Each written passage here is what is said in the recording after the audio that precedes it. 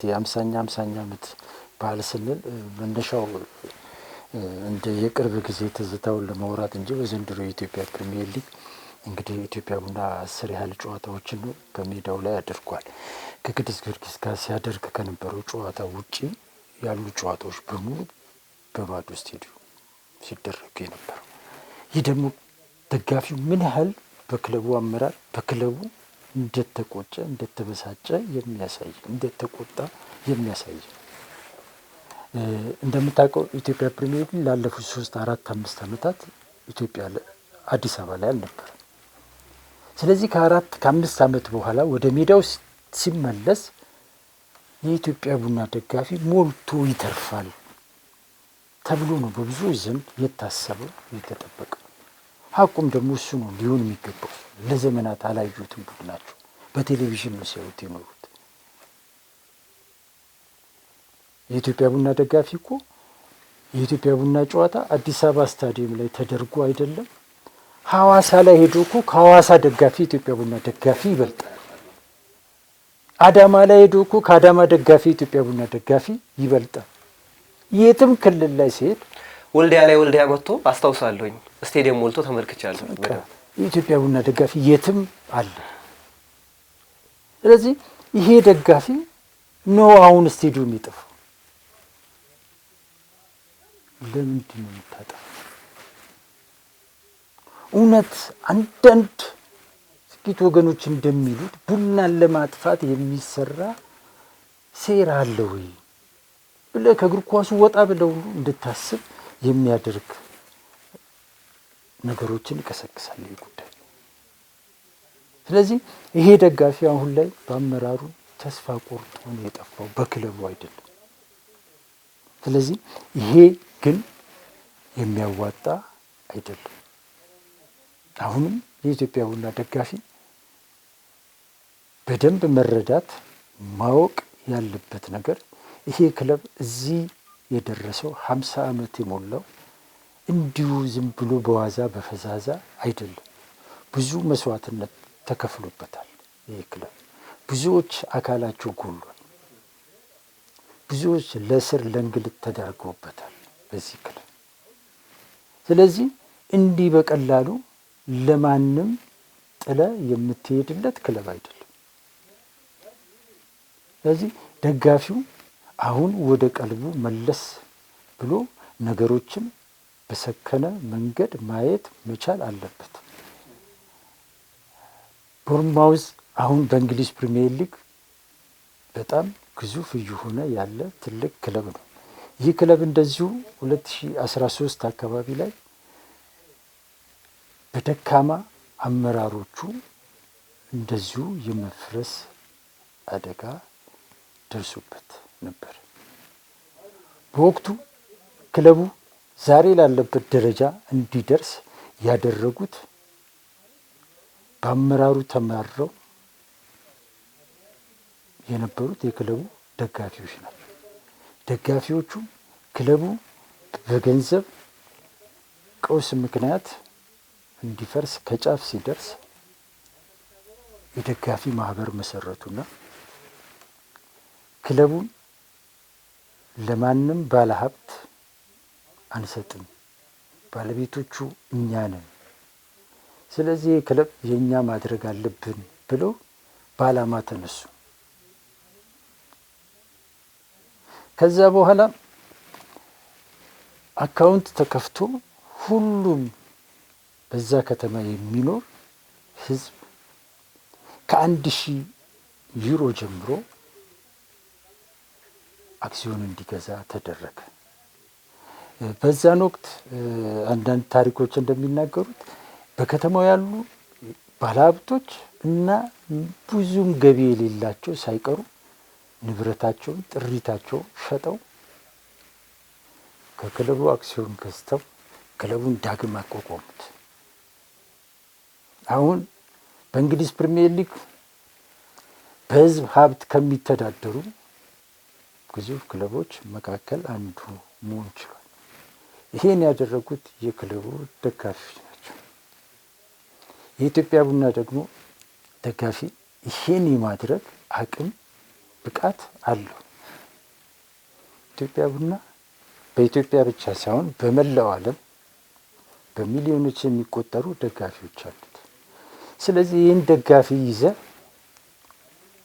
ስለ መፍረስ ማውራት የለብንም። ስለዚህ ኢትዮጵያ ቡና አሁን ላይ ማድረግ ያለበት ደጋፊው መሆን ያለበት ከሜዳ መራቅ ከክለቡ መራቅ ሳይሆን ከምን ጊዜውም በተለየ ሁኔታ ወደ ክለቡ መምጣት እሱን ሊወክሉ ሊመሩ የሚችሉ አዲስ አመራሮችን መምረጥ እንደ ከዚህ ቀደሙ ባወኩሽ ብቻ ምርጫ ማካሄድ ሳይሆን እውቀትና ብቃት ያላቸውን ሙያው ዘርፉ የሚጠይቀውን ነገር የሚያሟሉ አመራሮችን መምረጥ እና ክለቡን የራሱ የማድረግ ስራ መስራት ከደጋፊው ይጠበቃል። የባለቤትነት ድርሻውን መውሰድ መቻል አለበት። ኢትዮጵያ ቡና በቡናው ንግድ ዘርፍ የተሰማሩ ባለሀብቶች ንብረት አይደለም። ኢትዮጵያ ቡና ሜዳ ገብቶ የሚጮኸው ደጋፊ ንብረት ነው። ይሄን ማረጋገጥ ከደጋፊው ይጠበቃል። ከዚህ በፊት ይሄን ለማድረግ አንዳንድ የደጋፊ ማህበር አመራሮች ትልቅ ጥረት አድርገዋል፣ ብዙ ጥረት አድርገዋል። ነገር ግን ቡና ወደፊት ህልውናው አደጋ ላይ ይወድቃል፣ እባካችሁ ከወዲሁ ስራ እንስራ ብለው ሲሉ ጥንቆላ ነው ወይ ይሄን የምትሉት ተብለዋል። ዛሬ ግን አዎ ጥንቆላ ነው፣ ጥንቆላው ሰርቷል፣ እየሰራ ነው ኢትዮጵያ ቡና። ጥንቆላ ነው ብለው ያሉት ሰዎች አሁን ላይ በቦርድ ውስጥ የሚይዙ የሚጨብጡትን አጥተዋል። ክለቡን የቱ ላይ እንደሚጥሉት ግራ ገብቷቸዋል። ትኩስ ድንች ሆኑባቸው እንደዚህ እያገላበጡት ነው። ስለዚህ የኢትዮጵያ ቡና ደጋፊ መሸሽ መፍትሄ አይደለም። ሸሽተውም የሚተዉት ክለብ አይደለም። ኢትዮጵያ ቡና ሁሌም ከውስጥ የማይጠፋ አብሮህ የሚኖር ክለብ ነው ኢትዮጵያ ቡናና እውነት ኢትዮጵያ ቡናን በዚህ ደረጃ የሚወዱት ከሆነ ደጋፊዎቹ አሁን ላይ መቶ አለቃን ወይ መንግስቱን ሳይሆን ማየት ክለቡን። ስለዚህ ይህን አይተው ወደ ቤታቸው ዳግም መመለስ መቻል አለባቸው። የግድ እንደዛ መሆን አለበት። ምክንያቱም ኢትዮጵያ ቡናን ማንም አልሰጣቸውም፣ ማንም ሊወስድባቸውም አይገባም። ስለዚህ ክለባቸውን ከጎን ሆኖ አሁንም ያንን የተለመደውን ድጋፋቸውን የማድረግ ግዴታ አለባቸው። ትተው የማይተውት ክለብ ነው። ስለዚህ 50 ዓመታትን የተሻገሩት ስኬቶችን አይተው አይደለም። ስለዚህ የክለባቸው ፍቅር ከውስጣቸው ስለማይጠፋ ያንን መተው ስለሚሳናቸው ጭምር ከክለባቸው እስካሁን ከጎን ቆመዋል። አሁን ደግሞ በዚህኛው ጊዜ ደግሞ ከመቼም ጊዜ በበለጠ ከክለባቸው ጎን መቆም ያለባቸው ሰዓት ስለሆነ በደንብ መደገፍ ያለባቸው ሰዓት ስለሆነ ይህንን ጊዜ እንደምንም መሻገር ይጠበቅባቸዋል። አሰልጣኙ ውበቱ አባተ ከኔ ጋር ቆይታ ሲያደርጉ ያንን ያሉት የኢትዮጵያ ቡና ደጋፊ ስለ ትዕግስት ላስተምረው አይገባኝም፣ ትዕግስተኛ እንደሆነ አውቃለሁ። ግን አሁን ግን በትዕግስት ክለባቸውን መደገፍ ይጠበቅባቸዋል የሚል ሀሳብን አንስተዋል። እንግዲህ የቀድሞው የኢትዮጵያ ቡና አሰልጣኝ ከዋንጫም ጋር ያገናኙት አሰልጣኝ። ስለዚህ እሳቸው እንዳሉትም በትዕግስት ይህንን ጊዜ ማለፍ የግድ ይጠበቅባቸዋል። እንደተባለው ነው የኢትዮጵያ ቡና ስለ ትዕግስት ማስተማር ያው ምጥን ለእናት እንደማስተማር ከባድ ነው። ክለብን መቃወም፣ ብስጭትን በቁጣ መግለጽ ያለ የሚኖር ሂደት ነው። የደቡብ አፍሪካው ካይዘር ቺፍ ደጋፊዎች በዚህ ይታወቃሉ። በጣም ይቃወማሉ፣ አመራሩን ይወቅሳሉ፣ ይተቻሉ። ነገር ግን በየትኛውም አጋጣሚ ግን ከክለቡ አይርቁም። የአባልነት ደብተራቸውን አይሰርዙም። ሁሌም በአባልነታቸው ይቀጥላሉ፣ መዋጫቸውን ያደርጋሉ። ይህ ደግሞ እንዲሆን ክለቡ ትልቁን ስራ ሰርቷል። ክለቡ ከደጋፊው ጋር ዘመናዊ ቴክኖሎጂን በመጠቀም ተሳስሯል። የክለቡን ደጋፊዎች ስሜት፣ ፍላጎት የሚያሟሉ የተለያዩ ቁሳቁሶችን በማዘጋጀት ከደጋፊው ጋር በሜዳም ከሜዳ ውጭም ይገናኛል። ያን በማድረግ ትስስራቸው አብሮ መዝለቅ ችሏል። ኢትዮጵያ ቡና ውስጥ ይሄ ባለመኖሩ ሁሉ ነገር ተቋርጧልና ወደ ሌላኛው ጉዳይ እንግባ፣ ወደ ሶስተኛው ጉዳይ። ሌላው እንግዲህ የአንድ ክለብ ሊፈርስ ነው ወይም የመፍረስ አደጋ ተጋርጦበታል የሚባለው የፋይናንስ ምንጩ ሲደርቅ ነው።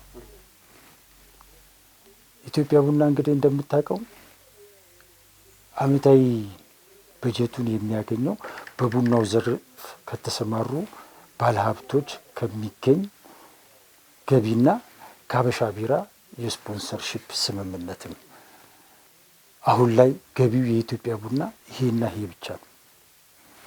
ይሄ ብር ደግሞ አሁን ላይ እግር ኳሱ ከሚጠይቀው ከፍተኛ ብር አንጻር እዚህ ግባ ሊባል የሚችል አይደለም።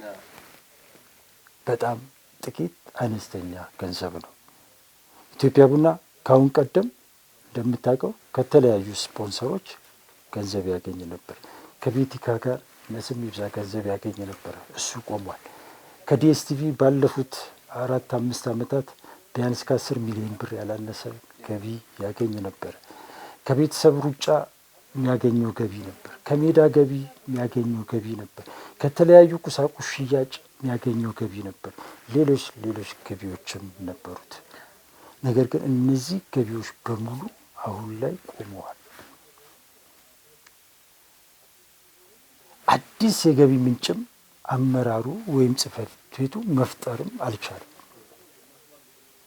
ስለዚህ በዚህ ምክንያት አሁን ላይ የኢትዮጵያ ቡና ስፖርት ክለብ ከፍተኛ የፋይናንስ ቀውስ ውስጥ ይገኛል። አሁን ላይ እየተባባሰ መጣና አደጋ ውስጥ ከተተው እንጂ ኢትዮጵያ ቡና በፋይናንስ መቸገር ከጀመረ 10 ዓመት ምናምን ይሞላዋል። ኢትዮጵያ ቡና አመራሮች በየጊዜው አዲስ የገቢ ምንጭ ከመፍጠር ይልቅ በየጊዜው በኢትዮጵያ እግር ኳስ ፌዴሬሽን የሚወጡ የተጫዋቾች መመሪያና ደንቦች ላይ ትኩረት በማድረግ ክፍያዎች እንዲታጠፉ ላይ ነበር ትኩረት አድርጎ ቢሰሩ። የተጫዋቾች የፊርማ ክፍያ እንዲቀር ሲደረግ ትልቁ ሚና የተጫወተው ኢትዮጵያ ቡና ነው። አሁን ላይ የፋይናንስ የበጀት ጣሪያ ደንብ እንዲወጣ ትልቁ ሚና የተጫወተው ኢትዮጵያ ቡና ነው። በየጊዜው የተጫዋቾች ደሞዝ ክፍያ እንዳይጨምር ትልቅ ጥረት የሚያደርገው ኢትዮጵያ ቡና ነው። ምንም እንኳ ያው የገንዘብ ስርዓቱ ጤናማ ባይሆንም፣ ነገር ግን ኢትዮጵያ ቡና በዋናነት ይህን ክፍያ ይህን ስርዓት የሚቃወመው የነበረው እግር ኳሱን ሊያሳድግ ይችላል፣ እግር ኳሱን ሊለውጥ ይችላል በሚል እሳቤ ሳይሆን ክለቡ የፋይናንስ እጥረት ስላለበት ጫና እንዳይፈጠርበት በሚል ነው። በዚህ ዘዴ ክለቡን በተወሰነ ደረጃ እስካሁን ለማቆየት ችሏል። አሁን ላይ ግን ምንም ነገር ማድረግ የማይችሉበት ሁኔታ ላይ ደርሷል ኢትዮጵያ ቡና። በጣም የሚገርመውና ጉዳዩን የበለጠ አሳሳቢ የሚያደርገው ደግሞ ኢትዮጵያ ቡና አሁን ላይ ጥሩ ገቢ የሚያገኘው ከሀበሻ ቢራ ነው። ከሀበሻ ቢራ ጋር ያለው የኮንትራት ውል ደግሞ በዚህ ዓመት ያበቃል። ይሄ ካበቃ ደግሞ ለኢትዮጵያ ቡና በእንቅርት ላይ ጆሮ ደግፍ ነው። ከየት ነው ሌላውን በጀት የሚሸፍነው? ማነው አሁን ባለው የኢትዮጵያ ቡና ሁኔታ ኢትዮጵያ ቡናን ስፖንሰር የሚያደርገው? ሀበሻ ቢራ አሁን ላይ ባለው ሁኔታ ከኢትዮጵያ ቡና ጋር ውሌን ለማደስ እቸገራለሁ እያለ እንደሆነ እየሰማሁ ነው። ቀደም ሲል እንደገለጽኩልህ ሀበሻ ቢራ ወደ ኢትዮጵያ ቡና የመጣው እግር ኳሱን ፈልጎ ሳይሆን ደጋፊውን ፈልጎ፣ ደጋፊው የለም ነው። እንደውም አንድ ወዳጄ ሲነግረኝ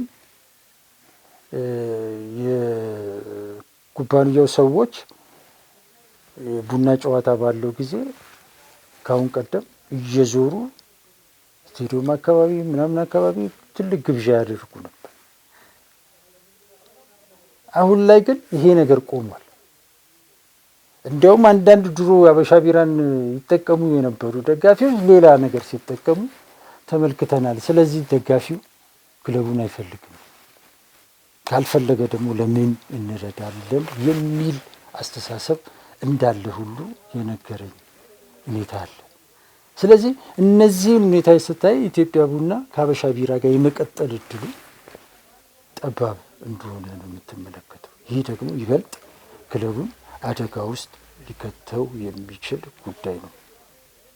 ስለዚህ ቀደም ሲል እንዳልኩ ደጋፊዎች አሁን ላይ ሰከን ብለው ማሰብ ይጠበቅባቸዋል ብዬ የምልህ ከዚህ አንጻር ነገሮችን ሰፋ አድርገው ማሰብ ፈልግ። አዎ በተወሰነ ደረጃ ከሜዳ መራቃቸው ቅሬታቸውን፣ ተቃውሟቸውን በደንብ ገልጿል፣ አሳውቋል። አመራሮቹም በዚህ ደንግጠዋል፣ ተምረዋልም ብዬ አስባለሁ። የደጋፊ ማህበሩ ጋር ሄዶ የሚመዘገብ ደጋፊ በመጥፋቱ የደጋፊ ማህበሩ ቢሮ መክፈል የቢሮ ኪራይ መክፈል አቅቶት ጥሎ ጠፍቷል። ቢሮ ክለቡ ላይ ሌላ ዕዳ ጨምሮ ነው።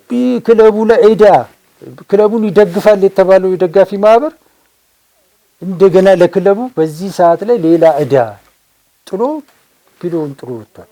አሁን የኢትዮጵያ ቡና ስፖርት ክለብ ያለበት ቢሮ የደጋፊ ማህበሩ ቢሮ የነበረ ክለቡ መጠለያ ባጣ ጊዜ የተቀበለው ማህበሩ ነበር። የኢትዮጵያ ቡና ስፖርት ክለብ ለ20 ዓመት በላይ የኖረው በቡናና ሻይ ህንፃ ውስጥ ነው። የቡናና ሻይ ህንፃ በእድሳት ምክንያት ክለቡ ቢሮውን እንዲለቅ ተደረገ። አሁን የቡናና ሻይ ህንፃ እድሳት አልቆ ስራ ጀምሯል። ነገር ግን ኢትዮጵያ ቡና ስፖርት ክለብ ወደዚያ አልተመለሰም። አሁንም በጥገኝነት የት ነው ያለው? ኢትዮጵያ ቡና ስፖርት ክለብ ደጋፊዎች ማህበር ጽህፈት ቤት ውስጥ ነው። ደጋፊዎች ማህበር ጽህፈት ቤት ደግሞ ለ1 ዓመት በላይ የቤት ኪራይ አልከፈለም የሚል መረጃ ነው የደረሰ። አሁን ጥሎ ጽህፈት ቤቱን ለክለቡ አስረክቦ ወጥቷል። የደጋፊ ማህበር ክለቡ ወደ ቀድሞ ቢሮ እንዲመለስ አልተደረገም። ይሄ በራሱ ወደ ቀድሞ ጽህፈት ቤቱ ክለቡ ለምን አልተመለሰም የሚለው ነገር በጣም በጣም ትልቅ መልእክት ያለው ጉዳይ ነው። በቀላሉ የምትመለከተው ጉዳይ አይደለም። የኢትዮጵያ ቡና ስፖርት ክለብ ዛሬ ድረስ በህይወት እንዲኖር ትልቁን የአንበሳውን ድርሻ የሚወስደው የቡናና ሻይ ባለስልጣን መስሪያ ቤት። አሁን በቡናው ዘርፍ ላይ ያሉት ተቋማት ኢትዮጵያ ቡናን የሚረዱት በቡናና ሻይ ባለስልጣን ትዕዛዝና መመሪያ መሰረት ነው። እሱኑ አስተባብሮ እነዚህ ሰዎች እነዚህ ተቋማት ኢትዮጵያ ቡናን እንዲረዱ ያደረጉ። ከጥቂት ዓመታት በፊት የኢትዮጵያ በቡናው ዘርፍ ያሉ ተቋማት ለቡና የሚከፍሉት ገንዘብ በቶን 5 ብር ነው ምናምን ነው የነበረው። ያ ብር ወደ 30 ብር እንዲያድግ ያደረገው የቡናና ሻይ ባለስልጣን መስሪያ ቤትና የምርት ገበያ በቅንጅት ሆኖ በምርት ገበያ አማካኝነት ነው ገንዘቡ የሚሰበሰበው ለቡና። ስለዚህ የቡናና ሻይ ባለስልጣን መስሪያ ቤት ኢትዮጵያ ቡና ስፖርት ክለብን ለምን አልመለሰም? ለምን ወደ ቦታው እንዲመለስ አላደረግም የሚለው ነገር በዋዛ በፈዛዛ ሊታይ ነገር አይደለም። ቡና እየተገፋ ነው። ምልክት እየተሰጠው ቡናና ሻይ ገፍቶታል። በቡናው ዘርፍ ያሉ የክለቡ ባለቤቶች ጠቅላላ ጉባኤ አናካሂድም ብለዋል። ስለዚህ የዚህ ክለብ መጨረሻ ምንድን ነው የሚለው ነገር መታሰብ ያለበት ነውና ዞሮ ዞሮ ኢትዮጵያ ቡና አሁን ላይ ከፍተኛ የፋይናንስ ችግር ቀውስ ውስጥ ያለ ክለብ ነው። እንደዚህ ክለብ ሲሆን ደግሞ የመፍረስ አደጋው በጥፍ ይጨምራል። በነገራችን ላይ እንዲህ አይነት የፋይናንስ ቀውሶች በኢትዮጵያ ቡና ብቻ ሳይሆን በተቀሩት የዓለማችን ታላላቅ ክለቦች ላይ ሊገጥም የሚችል ጉዳይ ነው። ኢትዮጵያ ቡና ላይ ብቻ የደረሰ አይደለም። ነገር ግን እነዚህ የዓለማችን ታላላቅ ክለቦች ግን እንዲህ አይነት አደጋን የመቋቋም አቅም ብልሃት አላቸው። ለምሳሌ የግብፁ ዛማሌክ በአፍሪካ ከሚጠቀሱ 5 ግዙፍ ክለቦች አንዱ ነው።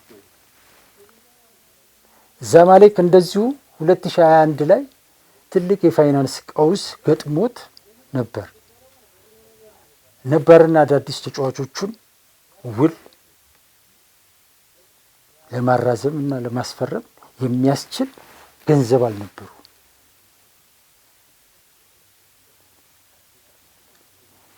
የዚህ ጊዜ የክለቡ ኃላፊዎች ምን አደረጉ? ሰፖርት ዩር ክለብ ብለው በሚል መርህ አዲስ የባንክ አካውንት ከፈቱ እና ለደጋፊው የእርዳታ ጥሪ አቀረቡለት። ይህን ሲያደርጉ ምን አደረጉ? ገንዘቤ ለአመራር ኪስ ማደለቢያ ሳይሆን ለተጫዋቾች ማስፈረሚያ ይውላል የሚል እምነት በደጋፊው ዘንድ እንዲሰርጽ አደረጉ። አሉ ገንዘቤን ብሰጥም አልዘረፍም ብሎ እንዲያምን አደረጉት። እንዲህ አይነት ክለብ ስትመራ፣ ህዝብ ስትመራ በአመራሩና በደጋፊው ዘንድ እምነት መኖር አለበት። እምነት መጣል ካልቻል ማንም ገንዘቡን አሳልፎ ሊሰጥ አይችልም። ስለዚህ ይሄ እምነት በዛማሌክ ክለብ አመራርና በደጋፊው ዘንድ በመስረጹ ምክንያት ደጋፊው የሀገሪቱን ባንኮች እንደ ንብ ወረረው። የሚያስፈልገውን ገንዘብ ሁሉ ሰጠ። በአጭር ጊዜ ውስጥ ሚሊዮኖች የሚቆጠር ገንዘብ ለክለቡ ደጋፊው ሰጠ። ደጋፊው በዚህ ብቻ አላቆመም። ከዛ በኋላ ትልቅ የሆነ የማህበራዊ ዘመቻ ጀመሩ። የዛማሌክን ብራንድ ትልቅ የማድረግ ዛማሌክ በሚሊዮን የሚቆጠሩ ደጋፊዎች አሉ።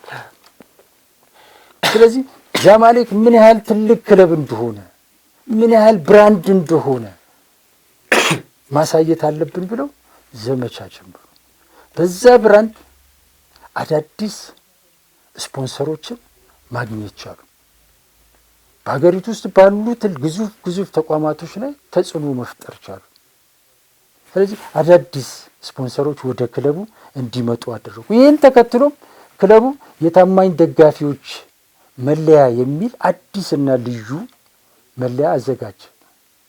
በሚሊዮኖች ሸጠ። በአንድ ጊዜ የዛማሌክ ካዝና ከሚጠበቀው በላይ ሞልቶ ክለቡን በመደበኛ ጉዞ ላይ እንዲቀጥል አድርገውታል።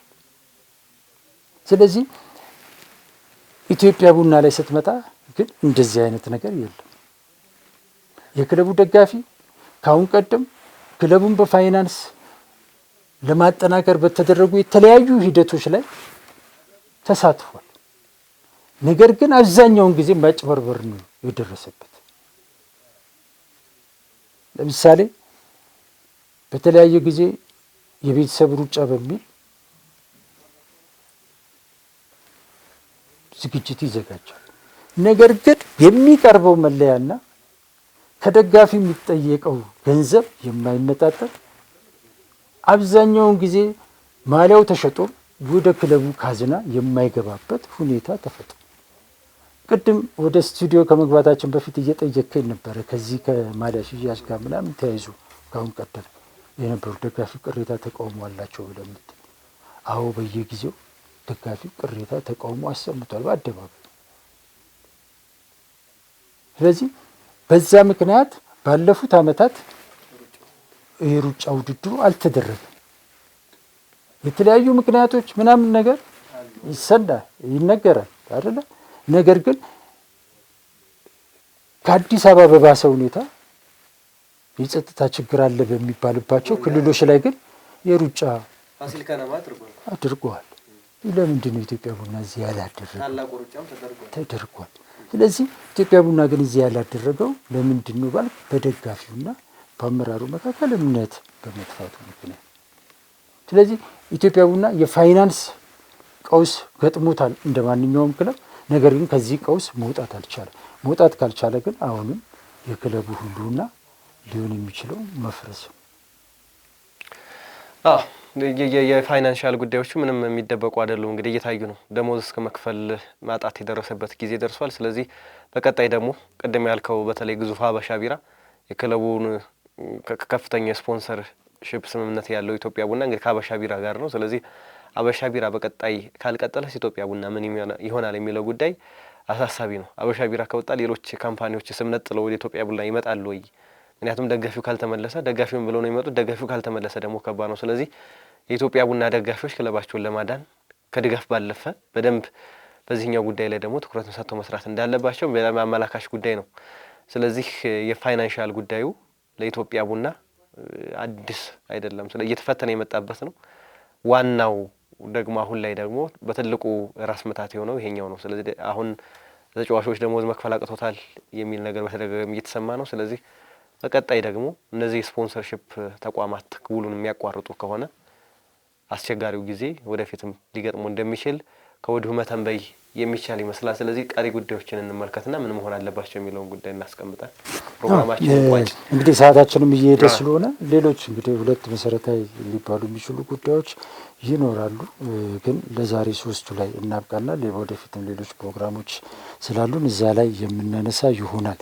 ግን አሁን በቀጣይ ምን መደረግ አለበት የሚለው ጉዳይ እናንሳና እናብቃ።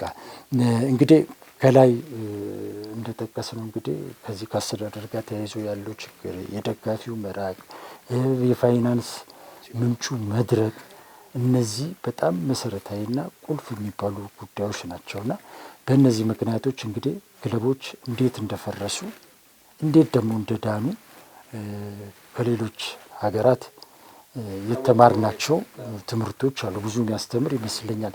የቦርንማውዝ ደጋፊ ያደረገው የዛማሌክ ደጋፊ ለክለቡ ያደረገው ነገር አለና ስለዚህ መውደቅ ብቻ ሳይሆን መነሳትም እንደሚቻል ያየንበት ሁኔታ አለ። የክለቡ ደጋፊዎች፣ አመራሮች ከዚህ ጥሩ ትምህርት ይወስዳሉ ብዬ አስባለሁ። በዋናነት ግን አሁን ላይ ኢትዮጵያ ቡና አሁን ካለበት ችግር እንዲወጣ ለማድረግ በዋናነት የክለቡ ስራ አመራር ቦርድ የክለቡን አሁናዊ ሁኔታ በይፋ ወጥቶ ማሳወቅ ይጠበቅበታል ብዬ አስባለሁ። በቃ ክለቡ ያለበትን ወቅታዊ ሁኔታ ማሳወቅ፣ ከዛ በኋላ ደግሞ በቀጣይ በአጭር ጊዜና በረጅም ጊዜ ክለቡ ምን መሆን እንዳለበት ክለቡ ደጋፊዎች፣ ትላልቅ ደጋፊዎች አሉ። ኢትዮጵያ ቡና አንጋፋ ደጋፊዎች አሉት። ክለቡ እንደዚህ በችግር ውስጥ በነበረበት ወቅት ያቆዩት ያኖሩት ደጋፊዎች በህይወት የሌሉ አሉ፣ በህይወት ያሉ አሉ። እነሱ ባሉበት ትልቅ የውይይት መድረክ መፍጠር ይኖርበታል። የክለቡ ስራ አመራር ቦርድ፣ የክለቡ ደጋፊ ማህበር አሁን ላይ ከራሳቸው ክብር ዝና በላይ ኢትዮጵያ ቡናን ማስቀደም ይኖርባቸዋል። በማወቅም ይሁን ባለማወቅ ኢትዮጵያ ቡና አሁን ያለበት አደጋ ውስጥ ወድቋል። ስለዚህ አሁን መወቃቀሱ፣ መወነጃጀሉ ለኢትዮጵያ ቡና አይጠቅመውም። ስለዚህ አሁን ላይ ማሰብ የሚያስፈልገው ኢትዮጵያ ቡናን እንዴት እናሻግረው የሚለው ላይ ትኩረት ማድረግ አለበት። ለዚህ ደግሞ በዋናነት በቀዳሚነት ትልቁን ድርሻ መውሰድ ያለባቸው የክለቡ እና የማህበሩ ስራ አመራር ሰዎች ናቸው። ኢትዮጵያ ቡና አሁን ላይ አዲስ አመራር፣ አዲስ የአሰራር ስርዓት፣ አዲስ ለውጥ ያስፈልገዋል። ለዚህ ደግሞ መደላድሉን እነዚህ አካላት መፍጠር አለባቸው ብዬ ነው ማምነው። ይሄን ማድረግ ይጠበቅባቸዋል። መላው የክለቡ ደጋፊ አሁን ላይ ክለቡ ያለበትን ሁኔታ ተረድቶ ከምንጊዜውም በተሻለ በላቀ ሁኔታ ኢትዮጵያ ቡና ዳግም በሁለት እግሩ የሚቆምበትን ኢትዮጵያ ቡና የክለቡ ደጋፊ ንብረት የሚሆንበትን መንገድ እንዲፈጠር ማስቻል አለበት። በተለይ ይህ የ50ኛ ዓመት የወርቅ ኢዮቤልዩ በዓል ለክለቡ ትልቅ አጋጣሚ ነው። በተለይም ክለቡ በቀጣይ ዓመት በህይወት እንዲኖር ለማድረግ ይህን መልካም አጋጣሚ ተጠቅሞ ትልቅ ስራ መሰራት አለበት ብዬ አስባለሁ። በዋናነት የኢትዮጵያ ቡና ደጋፊ ክለቡን የግሉ ለማድረግ ትክክለኛው ጊዜ አሁን ነው። ይህ ማለት ግን በዚህ አጋጣሚ ሁሉም ሰው እንዲረዳ የምፈልገው የኢትዮጵያ ቡና ላኪዎች ማህበርና ሌሎች ማህበራት ይገፉ ይደቁ አያገባቸውም እያልን እንዳልሆነ መረዳት መገንዘብ ያስፈልጋል። የኢትዮጵያ ቡና ስፖርት ክለብ ዛሬ ላይ እንዲኖር ዛሬ ይህንን እንድንናገር ያደረጉን እነዚህ ተቋማቶች ናቸው። እነዚህ ተቋማቶች መቼም ሁሌም ከኢትዮጵያ ቡና ጋር ሊነጣጠሉ የሚችሉ አይደሉም። እኔ የነሱ ችግር ነው ብዬም አላምንም እውነት ለመናገር። ምክንያቱም አንዳንዶቹን በተወሰነ ደረጃ በታሪክ አጋጣሚ በሁኔታዎችም ሳገኛቸው የሚያወሩኝ ተቃራኒ። አሁን ላይ በቡናው ንግድ ዘርፍ ኢትዮጵያ ቡናን በባለቤትነት ሊያስተዳድሩ ሊገዙ የሚችሉ አቅም ያላቸው ብዙ ባለሀብቶች እንዳሉ አውቃለሁ። ስለዚህ ይሄ ባለበት ሁኔታ ላይ እነሱ ለኢትዮጵያ ቡና አይጠቅሙም ብሎ ማለት አይቻልም። ነገር ግን እነሱ ሁሌ ረጂ ብቻ ሆኖ መቀጠል የለባቸው። እነሱም ደጋፊውም ተጠቃሚ የሚሆንበትን ስርዓት መፍጠር ያስፈልጋል። አሁን ላይ እኔ ብቻ ልጠቀም የሚል አካሄድ የትም አያደርስም፣ አያዋጥም። እነዚህ ባለሀብቶችም አንድ ቀን ይሰለቻል፣ መስጠትም ይሰለቻል አንዳንድ። ስለዚህ እነሱም እንዴት ተጠቃሚ ይሆኑ፣ እነሱ ላይ ያለውን ጫናስ እንዴት እንቀንስ የሚለውን ማሰብ ያስፈልጋልና ቡና ያለ እነሱ አይደምቅም። ኢትዮጵያ ቡና እያልክ በቡናው ንግድ ዘርፍ ላይ የተሰማሩትን ሰዎች ማግለል አይቻልም። ስለዚህ ከነሱ ጋር ግን በጋራ ሆኖ ሊሰራ የሚችልበት ስርዓት መፍጠር ያስፈልጋል። የዘመኑ እግር ኳስ የሚጠይቀው ይሄንን ነው። በቅርቡ ኢትዮጵያ ቡና ስራ አመራር ቦርድ በእርግጥ ዝም ብሎ የተኛም ነው ብሎ ማለት አይቻልም።